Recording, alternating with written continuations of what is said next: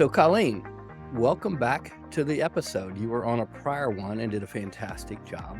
Today, you're here to tackle a very fun and difficult. Why does a great relationship with your spouse, our family, help you make more money? So, are you ready for this? I'm ready for this. Okay. So, first, thanks for being here. And a lot of people don't really appreciate who you are. So, I'm just going to kind of do a brief introduction for people that didn't hear our prior podcast, but I'm going to reference our prior podcast.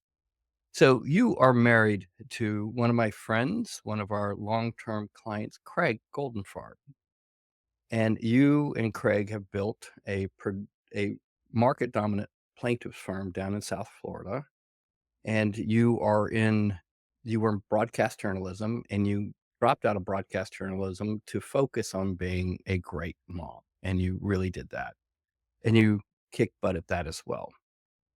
You spoke recently at the summit, and I got to know you better at the Our Great Life Couples Workshop, but you recently spoke at the summit about the topic of why does work get the best of you and we get what's left of you? And I don't want to go too deep in that, but I want to just kind of frame the context for anyone who's listening for the first time and why you're back today.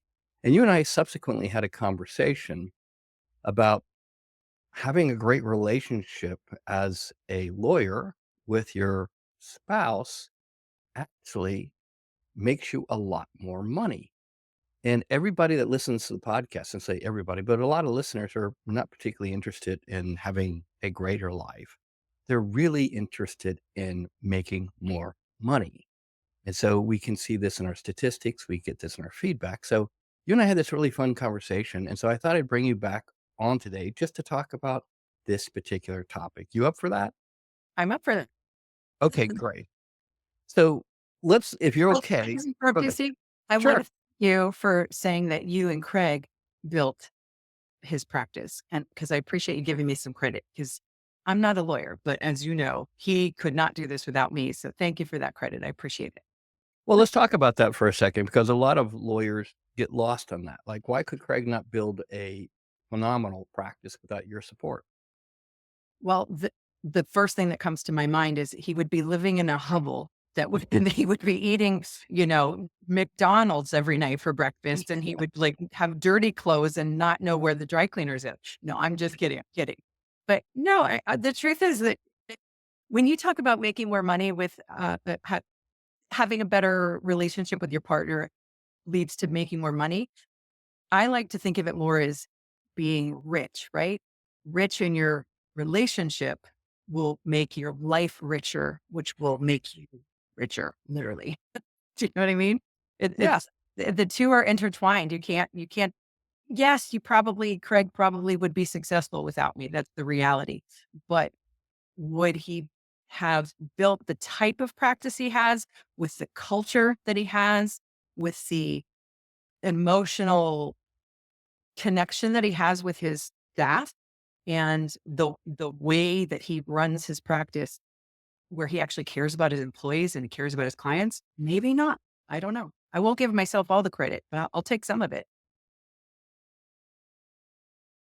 A rich relationship, like you said, with your spouse is, for me, a unique collaborative relationship where you're building something together. You're building a great life together. You're building a future together. You're building finances together. You're working together. When you are working apart, it drains you. And so your productivity is down, your energy is down. I see this a lot. From your viewpoint, what do you see? I mean, you've been in that role as the spouse with Craig. You've seen other people. You've been in this role in life. What do you see when someone's not in sync?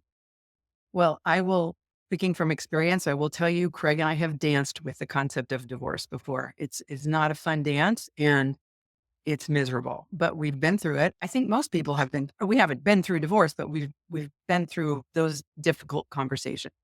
And so I can totally relate. But I just want to backtrack for a second. When you say that you spoke to someone recently who wasn't sure that they wanted to stay in their marriage and that's therefore they wanted to halt the growth of their firm, I would never, ever tell anyone to stay in a miserable relationship. I would never, everybody's, we get one shot on this rock that we planet that we live on, and you got to be happy.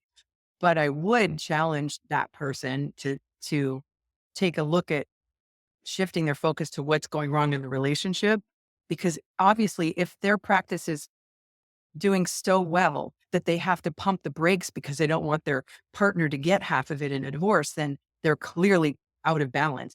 They're clearly sinking all of their energy into their firm. The firm is thriving, but they're sinking no energy or little energy into the relationship. And if you can get back in balance, you may still end up divorced, and that's okay. It's not the end of the world, but you may discover that when you're back in balance, you can have both. You can have a successful relationship and a successful marriage or firm. So, shoot for both. That's what I always say. And if you do work on it and you do the things that you need to do and it still doesn't work out, that's okay too.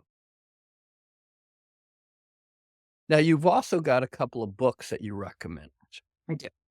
And what are those? Okay. This is a book called 8 Dates, and it's by John Gottman. And what it is it's essential conversations for a lifetime of love. Sounds like, marketing stuff. But what it does is it has 8 chapters. Each chapter is a date night, and it gives you a theme. But what it also does is it gives you a series of questions that you can answer. Some of them you can answer in advance of the date, and some of them are talking points to discuss on the date.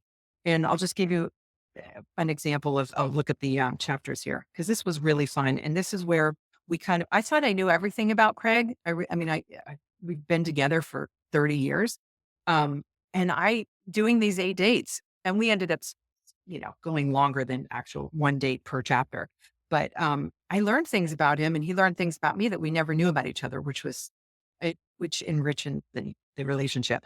So the titles of the dates are, agree to disagree, addressing conflict, lean on me, trust and commitment. That was a big one for me because I'm an INFJ. Like I don't do small talk.